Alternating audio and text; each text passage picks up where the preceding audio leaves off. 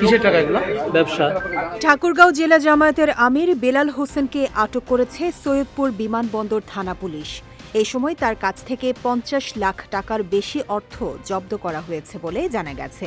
আটকের পর তাকে সেনা হেফাজতে নেওয়া হয়েছে। আজ বেলা ১২টার দিকে তাকে আটক করা হয়।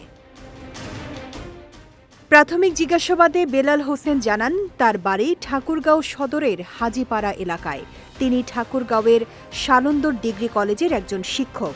তার লাগেজে ৫০ লাখ টাকার বেশি অর্থ রয়েছে বলে জানান তিনি। ওই টাকা গার্মেন্টস ব্যবসার বলে দাবি করেন তিনি।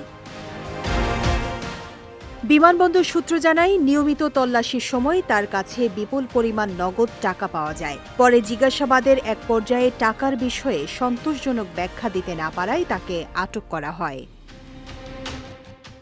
এ ঘটনায় সংশ্লিষ্ট থানায় মামলার প্রস্তুতি চলছে বলে জানিয়েছে পুলিশ। একই সঙ্গে টাকা বহনের উৎস ও উদ্দেশ্য খতিয়ে দেখা হচ্ছে।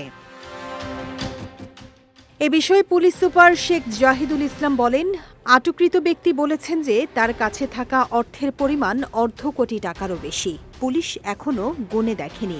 সবার উপস্থিতিতে টাকাগুলো গোনা হবে। বিজয় টিভি নিউজ ডেস্ক।